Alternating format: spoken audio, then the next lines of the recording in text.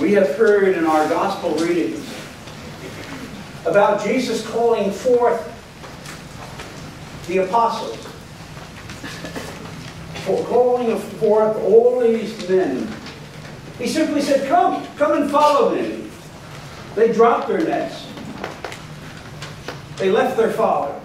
They took off and they followed him, unknown what would happen to them in the future. We're asked to do the same thing, but that does not always happen. Because many of us carry demons around within us. Demons who are struggling and strangling, really, the life out of each of us. Because they've taken over our lives. Demons like alcohol. Or the media, which practically runs our lives.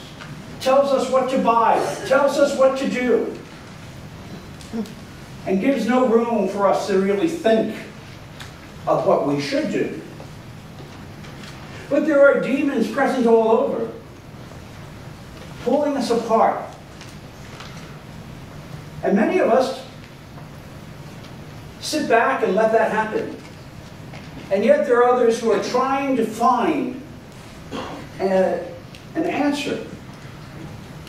And it isn't easy. But we have to work at it. As anything. These demons are present in our society, in our world. And they keep cropping up in each and every one of our lives. They can be small in some cases, they can be large in others. And what it does is distract us from what we're really supposed to be about. Being the God-fearing people. Being the Christians that God calls us to be. We hear in today's gospel what Jesus does. The demon recognizes who Christ is and the authority that Christ has. And so when Christ speaks and says, quiet, leave this person, the demon goes. But what happens to the demons you and I might carry around day after day? How are we handling those? Are we putting our trust in this Christ? Are we trying to let go of what's holding us back day after day after day? What's not giving us the freedom to be who God has called each of us to be? These demons have gotten in our way. Yes, we can get rid of them. If we want to, really want to. And it means turning our lives around, making some important changes. Things we have to stop doing, and things we have to do. Christ walked with his disciples day in and day out. He supported them. He gave them the courage and the strength to fight against the demons in everyday life. What are you and I doing?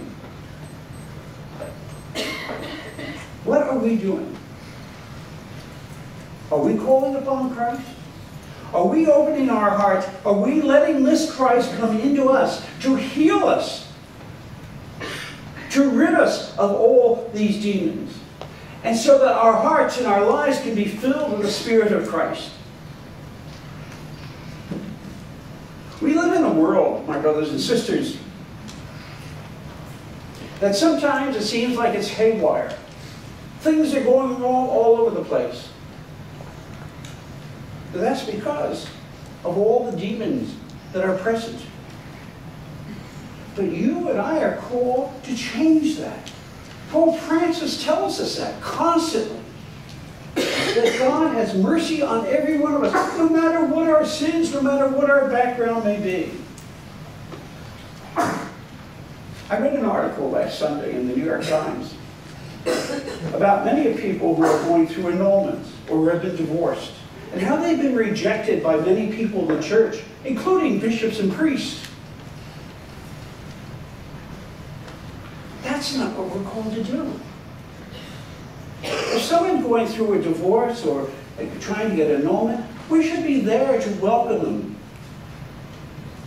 and not make them feel like they're strangers. And realize they had a difficult time. They've gone through difficult times with their former spouse, whatever the case may be. And say, hey, you're welcome here at the Casa. We will try to help you. We will try to walk with you day after day to get this resolved. And that they don't feel like outcasts. How many in our church feel like outcasts because they've been denied or someone has turned their backs on them? That's not what we're about. Christ calls us to be open and welcoming, not to shut the door. He says in Matthew, I was a stranger and you welcomed me. Well, let us welcome one another, no matter where we're coming from, no matter what's happened in our lives. Christ welcomes you and me. Why can we not welcome our own brothers and sisters? Whether they have demons or whatever else might be in their lives. This is where we get our strength. You people come together as a community. This is one of the reasons we come and worship together week after week. We need each other. We need to be lifted up. We need to be the people of God.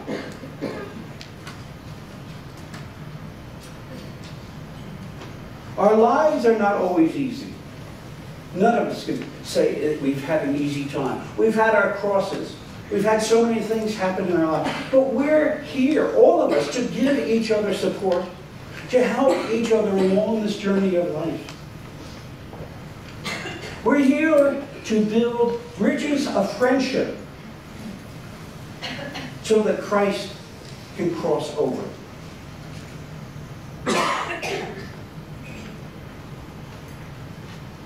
One of my favorite writers, Anthony DeMello, a former, well, I shouldn't say a former Jesuit, he's dead, but he was a Jesuit. He was a Jesuit for many years. So he died. If you haven't read any of his material, I highly recommend it. Because I believe he hits the nail on the head.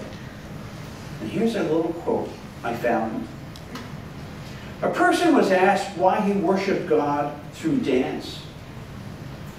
Because, he replied, to worship God means to die to self. Dancing kills the self. When the self dies, all problems die with it. Where the self is not, love is. God